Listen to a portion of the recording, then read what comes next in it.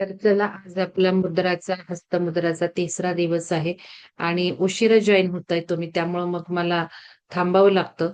तर कृपया वेळेत जॉईन व्हा आणि कारण सुरुवातीची माहिती खूप महत्वाची होऊनही गेली आता बघा. आयुष्यभराच्या ज्या सवयी पाहिजेत, आयुष्यभराचं जे काही महत्वाचं आहे ते सगळं होऊन गेलं आता. मुद्रा तर तुम्ही करणार आहात, थोडं जरा वेळेत जॉईन व्हायला शिका. तर आता ह्या काल आपण अनुभव ऐकले, वाचले सगळ्यांचे. मी त्याच्याशिवाय झोपत नसते बघा. तर तुम्हीही ती सवय लावा आणि रात्री 8 नंतर कोणीही ग्रुपवर कुठल्याच पोस्ट करायचं बंद करा. 8 नंतर फक्त वाचन. झोपताना एक 5 मिनिटं आपण जो कार्यक्रम करतोय ते सगळं वाचायला सांगा. सुलक्षणा मॅडमने काल किती छान लिहिलंय बघा शिवपुराणाचं. सगळे पॉइंट सुंदर काढले. हे जर वाचन मनन रात्री झोपताना झालं ना, मेंदू काम करणार आहे ते. मग किती आपण काय-काय टर्म्स शिकलो. सर्ग काल टर्म शिकलो. सर्ग म्हणजे सुरुवात. जी काही ब्रह्मांडाची सुरुवात आहे ती सर्ग 5 क्रिया शिव करतो. तर हे आजपासून 8 नंतर लिहायचं नाहीये. तुम्ही आधीच लिहायचं, वेळ काढायचा नाही तर लिहू नका. काही कंपल्शन नाहीये. आता हे जे आहे हस्तमुद्रा त्याला काही कंपल्शन नाही. लिहिलं तर उत्तम. तुम्हाला वेळ असेल तसं करत चला. पण थोडंसं प्रश्न जे विचारते त्याची उत्तरं लिहिता आली तर जास्त बरं होतं. तेवढा वेळ काढला तर अजून जास्त चांगलं होतं. म्हणजे मला पुढे जायला किती जणांना समजते ते कळतं. तर काल आपण जे वाचन केलं, तर त्याच्यात शैलजा मॅडमनी असं लिहिलं होतं, की हृदयातून श्वास झाला. मी ते आज सांगते म्हटले म्हणून मी सांगते. आता हे शिवसाधकांचं ज्यांनी ध्यान केलंय त्यांना माहिती आहे. मागच्याच आपण 3:30 ला उठून जे ध्यान केलं त्यातनं काही गोष्टी तुम्हाला कळल्या, की हे असं मला व्हायला हवं आहे आणि ते आता तुम्हाला यावेळेला सुरू झालंय. पहिल्या आठवड्यात 2 आठवडे झाले आपले. तर हे काय आहे? हां, खरंच छान लिहिलंय सुलक्षणा त्यांनी. जीव लावून त्या करतात काम. माहिती का? जीव लावून सगळीकडंच. तर ह्यामध्ये हे जे आहे हृदयातनं श्वास झाला असं म्हटलं तर त्यांच्या योगाच्या टर्ममध्ये आहे. योगाच्या टर्ममध्ये ते म्हणतात नाभीतून श्वास घेतला, पोटातून श्वास घेतला, हृदयातून घेतला. पण हे नक्की काय हे आपण शिवसाधक ध्यानामध्ये बघितलं आहे. तर आपण ज्यावेळेला ध्यान करायला लागतो, त्यावेळेला ब्रह्मरंध्रातनं ऊर्जा खेचून घ्यायला लागतो. मग ब्रह्मरंध्रातनं पंचतत्व खेचून घ्यायला लागतो आपण, म्हणून नाकातनं श्वासाची गरजच राहत नाही. म्हणून आपल्याला श्वास जाणवतच नाही. ध्यानाच्याही स्टेजेस आहेत. मग श्वासच नाही, बंदच होऊन जातो. पण श्वास जरी बंद झाला, श्वासाची चाहूल इथे लागत नाही, इथे नाही लागत, पण हृदयात जाणवते, नाभीत जाणवते. सगळीकडे कणाकणात श्वास जाणवतो. त्याला स्पंदन म्हणतो आपण, स्पंदन. तो श्वास नसतो ॲक्चुअली. ती स्पंदन असतात, स्पंदन. हे आपलं सत्य आहे ना. मी काय सांगितलं काल तुम्हाला शिवपुराणात? Creation, preservation and destroy. Brahma create करतो. विष्णू प्रिझर्व्ह करतो आणि तो डिस्ट्रॉय करतो. हे सतत असतं ते क्षण-क्षण म्हणजे समजा तुम्हाला समजणाऱ्या भाषेत हृदय. हृदयाची धडधड, धडधड, धडधड, धडधड. मग आतला श्वास सुरू होतो. बाहेरचा श्वास संपला, की आतला श्वास सुरू होतो आणि या आतल्या श्वासाची जाणीव झाली पाहिजे. ती शैलजा मॅडमला झाली. म्हणून त्या म्हटल्या, तर ती जाणीव करून घ्या आता या मुद्रांमध्ये सुद्धा. तर मुद्रांमध्ये महत्वाचं मी तुम्हाला काल सांगितलं होतं, की एक तळहात आहे किंवा बोटं आहेत. बोटांच्या टिपवर वेगळं होतं, बोटांच्या या भागात वेगळं होतं आणि तळहातात वेगळं होतं, चक्रांमध्ये वेगळं होतं. प्रत्येक हे ऊर्जेची जाणीव सगळीकडे घ्यायची. कुठल्या मुद्रेने पहिलं तुम्हाला लिहून दिलेत पॉइंट. टिप, फिंगर आणि तळहात. तर आता त्याच्यामध्ये काहींना मी म्हटलं होतं, ऊर्जा येत आहे का तळहाताकडे बघा, का तळहातातून बाहेर जातीये बघा. ते फक्त 2-3 जणांनी लिहिलंय. हे फरक कळले पाहिजेत. आपल्या कुठल्या हातातून ऊर्जा येते, कुठून जाते. आता मग सांगते महत्त्व, की जेव्हा ऊर्जा येते असं वाटतंय. समजा आता वैराग्य मुद्रेत आपण असा हात ठेवतो. वैराग्य मुद्रेत असे हात ठेवतो मांडीवर फक्त बास पसरून. तर या तळहातावर समजा ऊर्जा येतेय, तुम्हाला असं वाटतंय ऊर्जा खेचतीये किंवा तुम्हाला असं वाटतं, की उजव्या हातातनं ऊर्जा येतेय आणि डाव्या हातातून जाते. हे एवढं कळलं पाहिजे. तर तुमचं चेतना वाढणार आहे. आपण सगळे मल्टिपल टेक्निक्स करत असतो. तर ह्यामधनं ऊर्जा जेव्हा येते त्याचा अर्थ काय असतो? त्याचा अर्थ असतो शरीराला गरज आहे. शरीरात डागडुजी चालू आहे. भर, भर, भर, ऊर्जा खेचली जाते. मी जसं म्हटलं पंचतत्व खेचायला लागतं. तशी आपले शरीर ऊर्जा खेचून घेऊ लागतं. म्हणून जड होतं. तुम्हाला असं वाटतं जड का होतं? दुखतो, भरून येतो, कळा येतात. मी तुम्हाला सांगते काल माझ्या मुद्रेला ठण-ठण, ठण-ठण, ठण-ठण व्हायला लागले या अंगठ्याला. जे तुम्हाला सांगितलं होतं ना फक्त मधल्या बोटाला लावा आणि 2 बोटांना तिन्ही बोटं जर घेतली, तर बस लगेच शांत व्हायचं. तेच वाक्य लिहिले बघा शैलजा मॅडमनी. हे 3 बोटं ते अनुभूती वेगळ्या-वेगळ्या आहेत. प्रत्येकाच्या वेगळ्या-वेगळ्या असणार. कोणाला 3 बोटं घेतल्यावर जास्त ऊर्जा आली. कोणाला कमी आली. कारण त्यांना तत्वांची गरज होती ना या तिन्ही बोटाच्या तत्वाची. म्हणून त्यांना ऊर्जा वाढलेली जाणवली. मला तर हे नुसतं एक लावलं तर ठणठण, ठणठण, ठणठण व्हायचं. आणि मग हे 2 आणले की शांत व्हायचं. शेवटी माझे हातच सुटायला लागले. एवढ्या माझ्या हातातनं इलेक्ट्रिसिटी व्हायला लागली. म्हणून मी तो प्रश्न विचारला. मी माझ्या अनुभूतीने तुम्हाला सगळं शिकवते. आणि बऱ्याच जणांना त्या करंट जाणवले. धाडकन शॉक बसून हात तुटतो माहिती मुद्रांचा सुद्धा पटकन. गरजच नसते त्या एवढ्या ऊर्जेची. आधीच ऊर्जा जास्त आणि कसं काय मग म्हणजे ऊर्जा बिअरिंग कॅपॅसिटी आहे ना आपली, एवढी ऊर्जा ग्रहण नाही करू शकत आपण. मग ते हात कचकन सुटणार आहेत. अगदी ओढून-ताणून करायच्याच नाहीयेत मुद्रा. सहज सुलभतेने झाल्या पाहिजेत, आत्ता सुरुवातीला तरी. कारण मग जास्त तुम्ही केला तर त्या मॅडमनी लिहिलं दिवसभर ठणकत राहिला. असं करू नका मग. करायची गरज नाही. एवढं ताण देऊ नका आपल्या बोटांना. मी नाही बाबा काल केल्या मग. माझं धडकन-धडकन ते हे झालं. काय गरज आहे एवढी इलेक्ट्रिसिटी ऑलरेडी फील्ड जास्त आहे. काल सुद्धा मी शाळेमध्ये बघितलं तर ते गरगर, गरगरच फिरत होता पेंडुलम. आणि लक्षात घ्या, काल जे शिवपुराणात तुम्हाला वाटलं ऊर्जा आली, ग्रुप ऊर्जा आली, मी डिस्कस केलं कोऑर्डिनेटर ग्रुपवर सगळं. कोऑर्डिनेटर्सला मी शिकवत असते. का ग्रुप वेगळा केला? त्याने काय झालं? का बदल झाले? हे सगळं डिस्कस केलं आम्ही. त्यातून मी त्यांना काही म्हटलं, की ऊर्जा हलवणं कसं गरजेचं असतं बघा. एखाद्या ग्रुपला पडीक राहिलेली असते ऊर्जा, डबकं, ज्ञानबोध. डबकं झालंय डबकं. कारण काही लोकं उठतच नाहीयेत तिथे. जॉइन होतच नाहीयेत आणि बाहेरही पडत नाही. त्यामुळं ग्रुपची ऊर्जा डक्क झालेलं होतं. आता मी कंपेअर करत नाहीये आत्मबोध तत्वबोध आणि शिवपुराण. आत्मबोध तत्वबोध खूप हायर लेव्हलचं आहे. ते ठराविकच लोकं त्याला जॉइन होणार. बाकी डुंकून बघणारच नाही. पण मी त्याच्याबद्दल बोलत नाही. शिवपुराणाला येणारच कारण भक्ती आहे ना, भक्ती, भक्ती, शिव, शिव येणारच लोकं. तो काही भाग नाहीये. पण जे एक सजगता जाणवली, अवेअरनेस जाणवला, तो पण त्या भक्तीमुळे जाणवला. कारण आत्मबोध, तत्वबोध कोणाला पटणार आहे?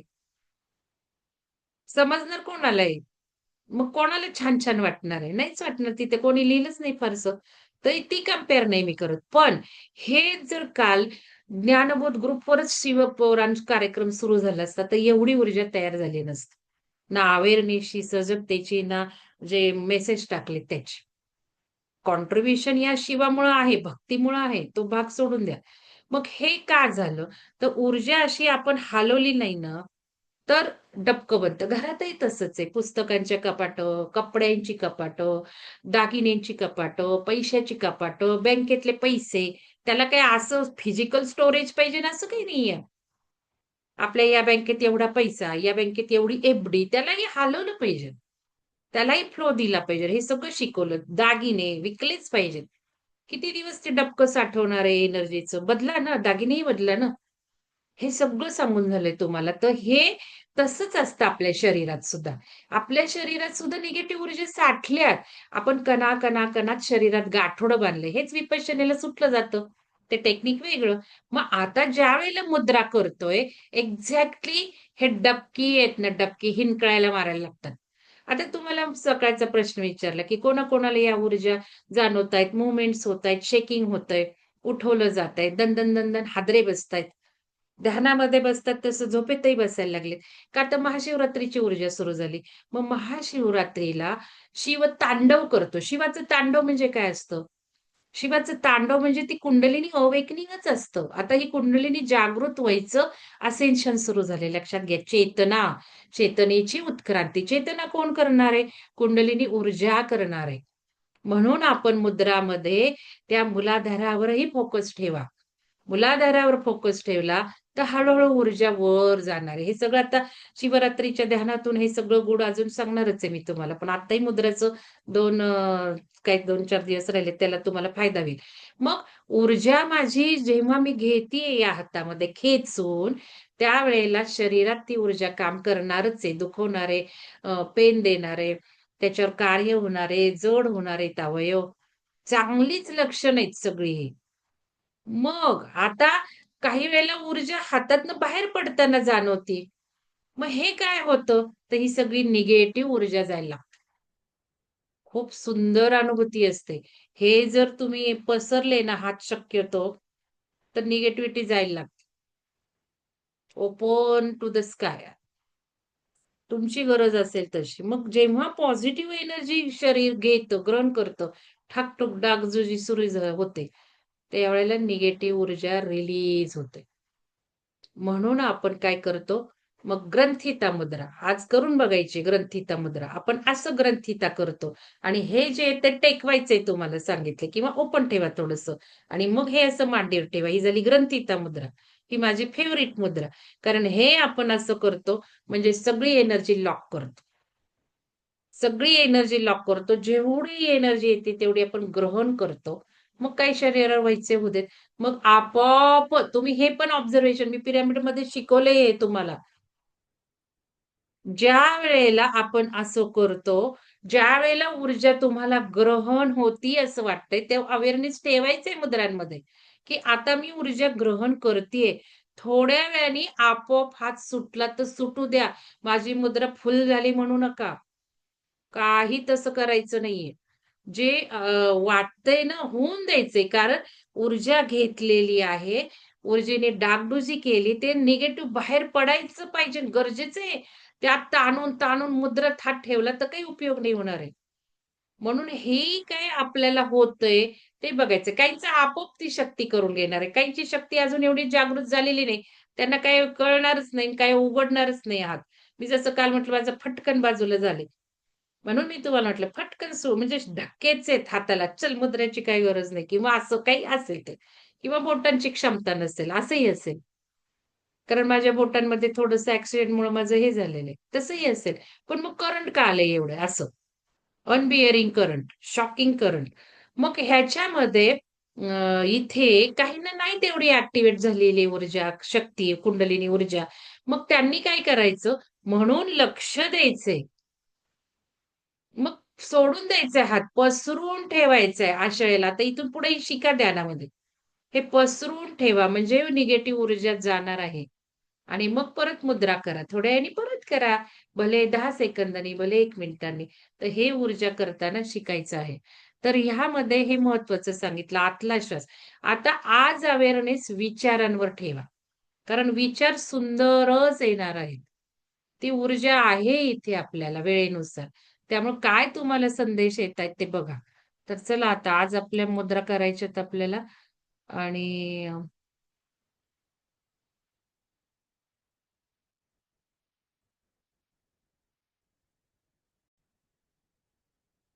आता बघा मुद्रा बघून ठेवा बरं का. आज आपण 3 मुद्रा करणार आहेत. आज तिसरा दिवस आहे.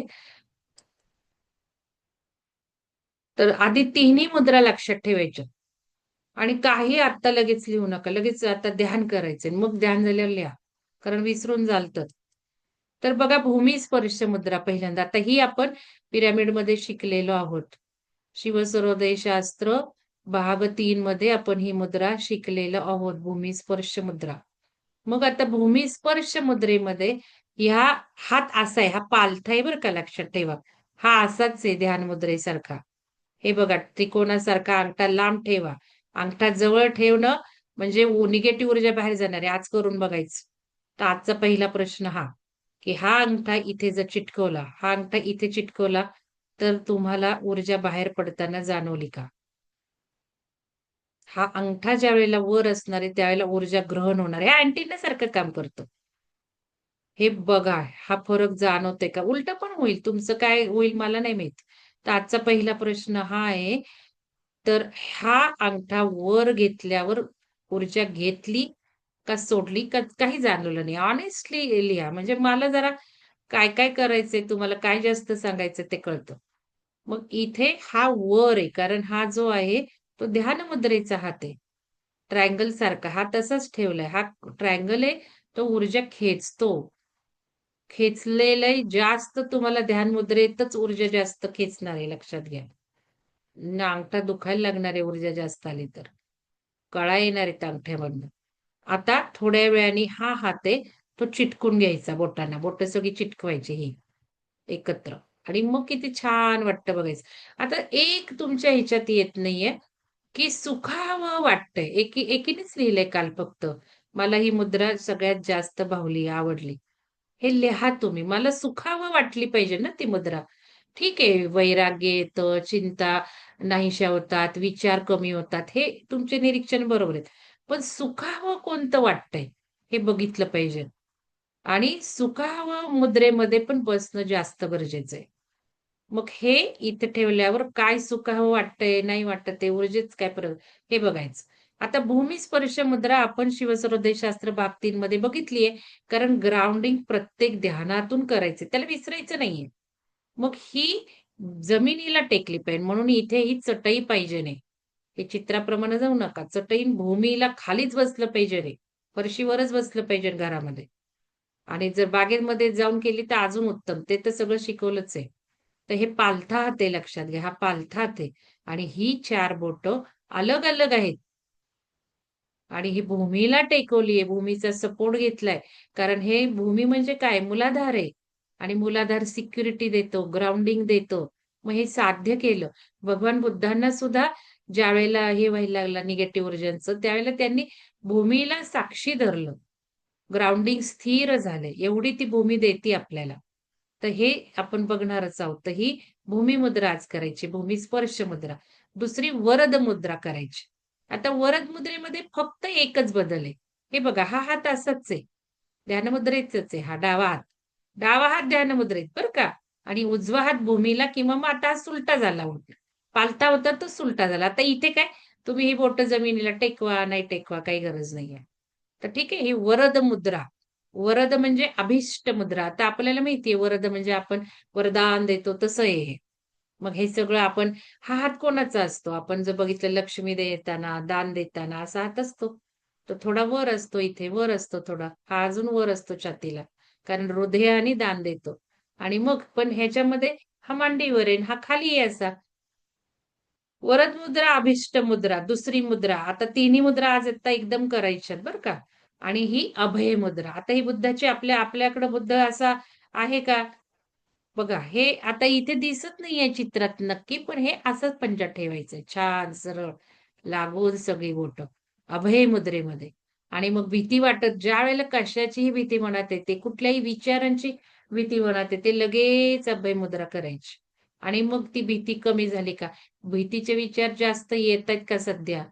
मागा प्रश्न विचारला होता. येतायत ते. मग लगेच आपल्याला अभय मुद्रा करून बघायची. या मुद्रेमध्ये आपली भीती जाणार आहे, विचार थांबणार आहेत. विचारांना थोपवण्यासाठी सुद्धा मुद्रांचा वापर करा. हा हात परत ध्यान मुद्रेतच आहे लक्षात घ्या. तर चला आता हेच करूयात ध्यान आपण आता.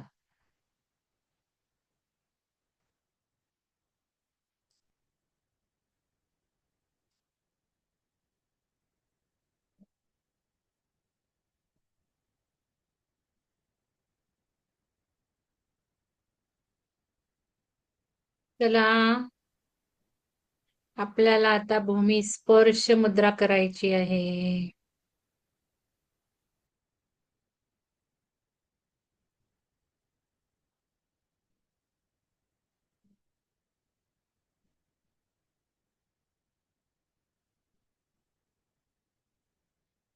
शांत मिटून घ्या, शांत बसा, सुखासनात बसा.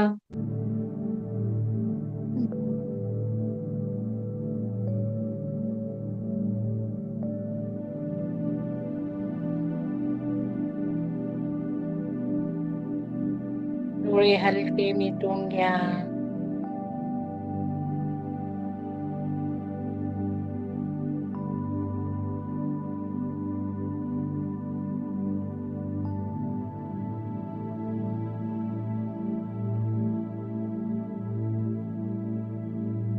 येणाऱ्या जाणाऱ्या श्वासासोबत राहायचे आहे, निरीक्षण करायचे आहे.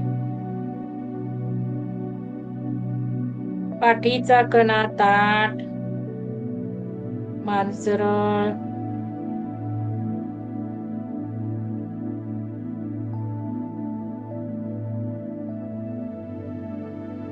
श्वास येत आहे का जात आहे बघायचे आहे.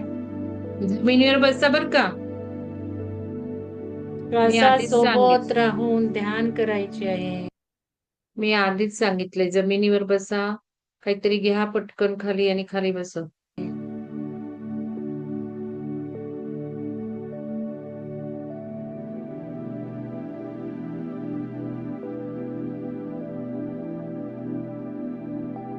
भूमी स्पर्श मुद्रेमध्ये उजवा हात मांडीपासून गुडघ्यावरून खाली पसरून ठेवायचा आहे. अंगठा सोडून चारही बोट जमिनीला लागली पाहिजेत. त्यामुळे खाली बसून भूमीवर बसून ही मुद्रा ध्यान करायची आहे. जमिनीवर बसा. जमिनीवरील आसनावर चटईवर बसा. भूमी स्पर्श मुद्रेमध्ये आपल्याला उजव्या हाताच्या बोटांनी भूमीला स्पर्श करायचा आहे. डावा हात मांडीवर सरळ उलटा आकाशाच्या दिशेने तळवा असा ठेवायचा आहे. मूलाधार चक्रावरही फोकस राहू देत. जमिनीला बोटे टेकवणारा हात पालथा, उजवा हात पालथा, बोटे जमिनीला.